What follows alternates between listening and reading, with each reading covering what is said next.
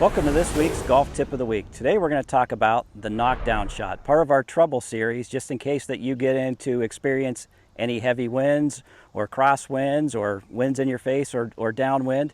We want to be able to knock the ball and hit it to that accurate distance that we're seeking from fairway to green, or if it's a par 3, from tee to green. So a couple things that we want to talk about is club selection, something with low loft. So normally I would hit a 7-iron about 150 yards.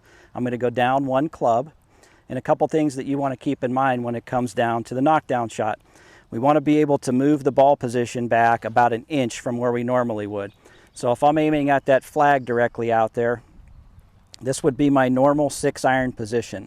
I'm going to move it back just 1 inch, not too much more than that, almost to the point where it's at the center of my stance. And a couple things that we want to experience is we're going to take the normal backswing, and we're going to hold off the finish on the follow through. So my finish is going to be no higher than this right here. So as we hit it low, we want to make sure that our face is right here to making sure that that golf ball position stays low, stays underneath the wind, and it has the trajectory to bore through the wind in order to hit the shot that we're trying to hit.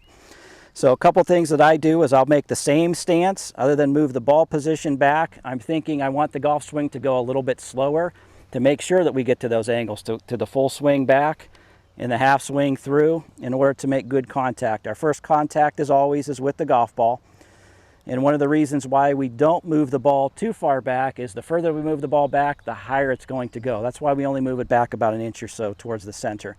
But most importantly, we're going to choke down on the club to give us some control over this shot because it's a littler shot. I took that extra club. And I want to make sure that my follow through is in really good balance and finishing somewhere at the target. And if you do that, you'll hit some shots just like this.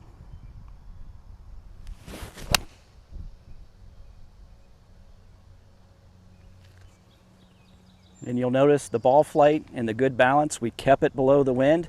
We gave it an opportunity to hit the green. This shot will chase up. So if you leave it short, it will release back to the hole, so you have to plan for that as well. And again, it's all about selecting the right club, sawing off that finish to make sure it's held off at the end, and that's the art of the knockdown shot.